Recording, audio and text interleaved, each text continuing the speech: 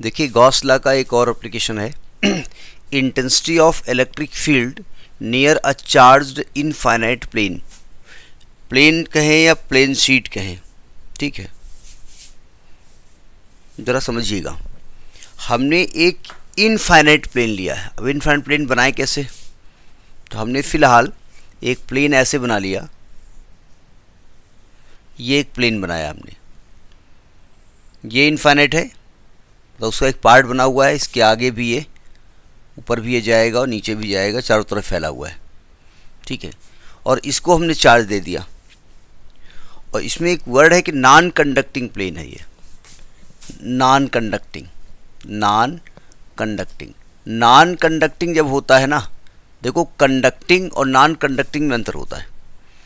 Conducting में क्या होता है कि जैसे कोई कंडक्टर है, ये कंडक्टर है ना, आपने कोई पॉजिटिव चार्ज दिया, जब दूसरा पॉजिटिव चार्ज देंगे तो पहला वाला क्या करेगा? उसको वेलकम करेगा, आओ दोस्त वाह चाय पीते हैं, क्या करेगा? रिपेल करेगा ना। तो ये कोशिश करेगा ये अंदर ना आवे, लेकिन हम तो ज़बरदस्ती वो उसको बैठा दिया, तब ये भाई साहब क्या करेंगे? थोड़ा खिसक जाएंगे, थोड़ा दूर हो जाएंगे रिपल्सन की वजह से, और हम चार्ज देंगे ये और दूर हो जाएंगे, ये भी दूर हो जाएंगे। होता क्या, चार्ज देते जाओगे तो रिपल्सन के कारण ये भी, जैसे आप मतलब 10 लोगों की सीट है, आप अकेले बैठे हैं, अब किसी ऐसे को बैठा दिया आपको जो आपको दुश्मन है, तो किसको उसी, वो खिसक नहीं रहा तो तुम ही खिसक जाओगे। एक और बैठा दिया और बैठा दिया, तो खिसकते खिसकते चार्ज कहाँ पहुँच जाता है? कितना खिसक सकता है? ये सरफेस के ऊपर जा सकता है, इसके आगे जा नहीं सकता। जाना तो चाहता है और दूर गुस्सा की वजह से, लेकिन आगे तो एयर है और एयर इंसुलेटर है। जब तक एयर का इंसुलेशन या तो ब्रेक हो, अब एयर का इंसुलेशन ब्रेक होने के लिए इलेक्ट्रिक फील्ड बहुत हाई होता है ब्रेक, ये नहीं कहते, लेकिन फ़िलहाल ब्रेक नहीं हो रहा है। तो हम नॉन कंडक्टिंग में क्या होता है कि आपने एक पॉजिटिव चार्ज दिया, दूसरा दिया, तो पहले वाले से कोई मतलब नहीं है, वो मतलब उसकी जगह डिस्टर्ब न करिए, वो अपना बैठा रहेगा, बैठ जाओ बगल में, हमसे कोई मतलब नहीं है। तो हमने क्या किया, इसको हमने पॉजिटिव चार्ज दिया। हमने कहा था कि पॉजिटिव चार्ज का मतलब नथिंग, नो चार्ज, लेकिन कन्वीनियंस के लिए हम पॉजिटिव चार्ज मानते हैं, क्योंकि इलेक्ट्रिक फील्ड की डायरेक्शन आराम से इससे दूर की तरफ होती है, ठीक है। और वैसे भी हम पॉजिटिव चार्ज वालों को ज़्यादा वो करते हैं। अगर हमको कार्ड देना किसी को शादी में, तो पहले उसको देंगे जिसका फॉर्चुनर हो, चाचा है ज़रूर है, और जो बेचारे साइकिल चलते हैं उनको बाद में करेंगे, नहीं, ये नेचर है। और इस शीट के पास किसी पॉइंट पे हमको इलेक्ट्रिक फील्ड निकालना है, यानी ये पॉइंट इधर भी हो सकता है और ये पॉइंट इधर कहीं भी हो सकता है, यहाँ पर हमको इलेक्ट्रिक फील्ड निकालना है। तो लॉजिक समझ में आ गया। और हमने कहा इसकी जो सरफेस चार्ज डेंसिटी है वो कितनी है? सिग्मा है। तो पहले तो डायग्राम के बारे में थोड़ा लिख लेते हैं। अब आपकी बुक में उन्होंने ऐसे प्लेन बनाए, यानी ये प्लेन है, दिख रहा है, सही है प्लेन, जी हाँ सही है, ये प्लेन ऐसे हमने आपको दिखाया है। इस प्लेन को ऐसे रख दो तो ये दिखेगा ना आपको प्लेन। अब जैसे एक बुक में लिखा था कि सर्कुलर एक कॉइल थी ये, अब टीचर ने कहा ये सर्कुलर कॉइल कैसे हो सकती है, ये गलत डायग्राम बना है। अरे वो सही डायग्राम बना हुआ है। सर्कुलर कॉइल को जब आप, कोई हमारे पास सर्कुलर कॉइल पड़ी नहीं है, नहीं हम चूड़ी रखते हैं, अब चूड़ी नहीं है इसमें, तो सर्कुलर होती है ना, तो अब क्या होगा, सब सर्कुलर कॉइल को ऐसे रखोगे ना तो ये वाला पार्ट दिखाई पड़ेगा ना, ऐसे चूड़ी आप ले लीजिए ऐसे और ऐसे रख दीजिए आप, तो ये दिखेगा ना आपको, तो वो ये दिख रहा है यहाँ पर। खैर, तो हमने कहा एक प्लेन शीट है, उसको चार्ज दिया है और नॉन कंडक्टिंग है। नॉन कंडक्टिंग में स्टूडेंट कंफ्यूज होता है कि नॉन कंडक्टिंग को आपने चार्ज दे कैसे दिया, क्या इसके पास इलेक्ट्रॉन नहीं है? अगर वो नॉन कंडक्टर है तो क्या उसके पास इलेक्ट्रॉन नहीं होते? निकाल लो उसे इलेक्ट्रॉन, जहाँ से इलेक्ट्रॉन निकालोगे वहाँ क्या डेवलप हो जाएगा? पॉजिटिव डेवलप हो जाएगा। अब उस पॉजिटिव को भरने के लिए बगल से कोई इलेक्ट्रॉन नहीं आएगा। कंडक्टिंग में क्या होता है, गड़बड़ हो जाता है। अगर आपने एक इलेक्ट्रॉन निकाला तो हो सकता है बगल वाले से एक इलेक्ट्रॉन आकर के उसकी जगह को भर दे, वहाँ कैविटी उत्पन्न हो गई, वहाँ पॉजिटिव उत्पन्न हो गया। इसमें ऐसा नहीं होता है। थोड़ी कहानी लिखिए। Let a charge is given, ऐसा लिखिए, let a charged infinite non-conducting plane, charged infinite non-conducting plane having the surface charge density sigma sigma इसकी जो है सरफेस चार्ज डेंसिटी है। P is the point near it. अच्छा देखो, सुनिए ध्यान से, ये एक प्लेट है, इसका एक ये सरफेस है, एक ये सरफेस है, ठीक है। हम इस प्लेट को इतनी पतली मार रहे हैं कि सिंगल सरफेस हम मान रहे हैं कि सिंगल सरफेस में है, यानी इसमें दो सरफेस नहीं है, एक सिंगल है, बहुत पतली लेयर हम मान के चल रहे हैं, ठीक है। Surface charge density sigma, there is a point P near it, there is a point P near it at which electric field is required, at which electric field is required।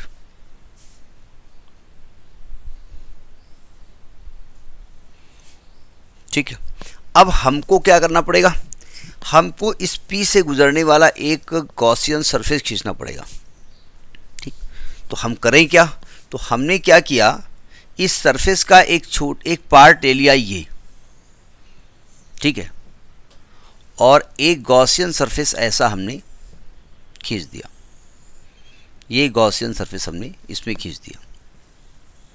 अब देखो ये वाला जो इसका एरिया हमने क्या माना है A, अब बताओ ये एरिया A आ गया आपका, ठीक है, इतना एरिया A ले लिया है, हैं, सिलेंड्रिकल ले लो, रेक्टेंगुलर ले लो, कुछ ऐसा भी ले लो, उससे क्या फ़र्क पड़ता है भाई। ये शीट है ऐसे, इधर देखिए ये वाला प्लेन है, तो ये हमने ऐसे इस सिलेंड्रिकल कर दिया है, ठीक है। तो अब बताओ ये जो गॉसियन सरफेस है इसमें कितने सरफेस हैं, 3 सरफेस हैं।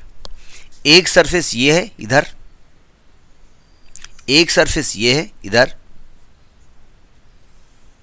और एक ये सरफेस है, ये जो आपका कर्व वाला है, रोटेशन नहीं कर्व वाला है। अब देखो ध्यान से, हमने क्या किया, यहाँ छोटा सा एक पार्ट लिया DA, ये DA है, और यहाँ इलेक्ट्रिक फील्ड E है। यहाँ पे छोटा सा पार्ट लिया जिसका एरिया DA है, यहाँ भी इलेक्ट्रिक फील्ड E है, और यहाँ छोटा सा पार्ट लिया हमने जिसका एरिया DA है, लेकिन इलेक्ट्रिक फील्ड तो इधर की तरफ है, ठीक। ये सरफेस नंबर 1, ये सरफेस नंबर 2, ये सरफेस नंबर 3, ठीक है। तो लिखिए we draw a Gaussian surface, we draw a Gaussian surface passing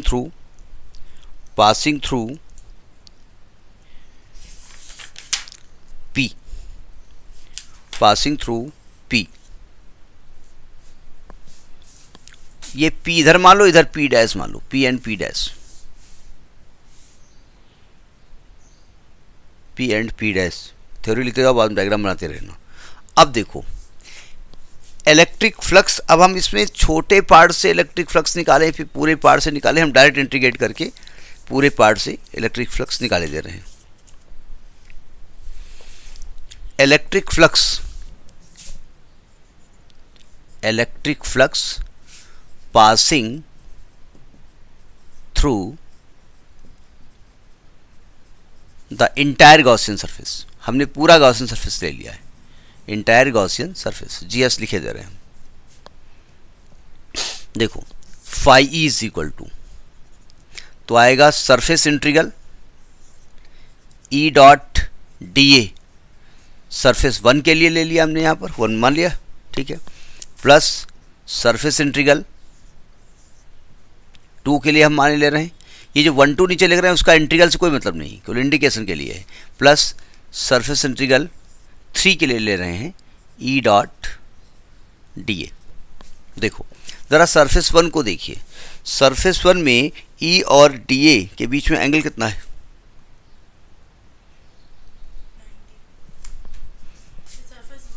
1 में 0 है ना, तो ये हो जाएगा आपका EDA cos 0 1 हो जाएगा 1 के लिए, प्लस सरफेस 2 के लिए भी EDA, और प्लस सरफेस 3 के लिए 0 हो जाएगा, क्योंकि यहाँ पर EDA cos 90 आ जाएगा, ठीक है।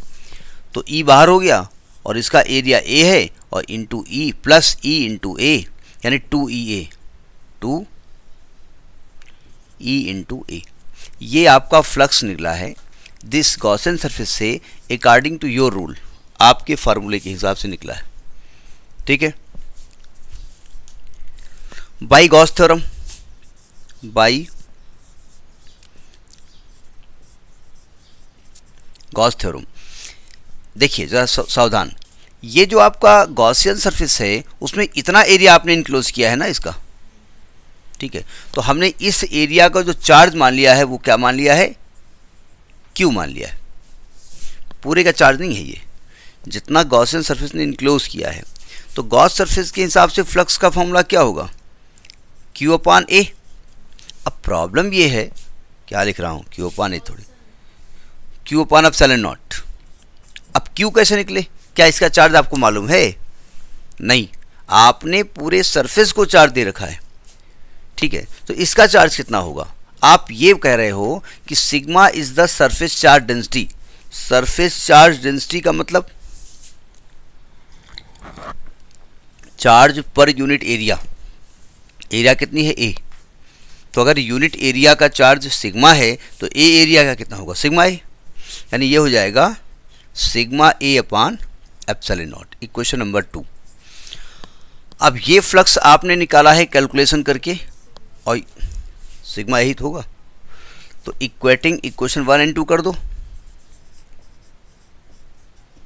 इक्वेटिंग इक्वेशन 1 एंड 2, तो 2 E into A is equal to sigma A upon epsilon naught. A cut जाएगा तो ई बराबर सिग्मा अपान 2 एप्सिलॉन नॉट। ये ध्यान रखिएगा, ये जो सीट ली गई है वेरी थिन ली गई है, मतलब इसमें एक सिंगल लेयर मानी गई है, ठीक है। तो ये आपका एक टॉपिक है, intensity of electric field near charge infinite non conducting plane, ठीक है।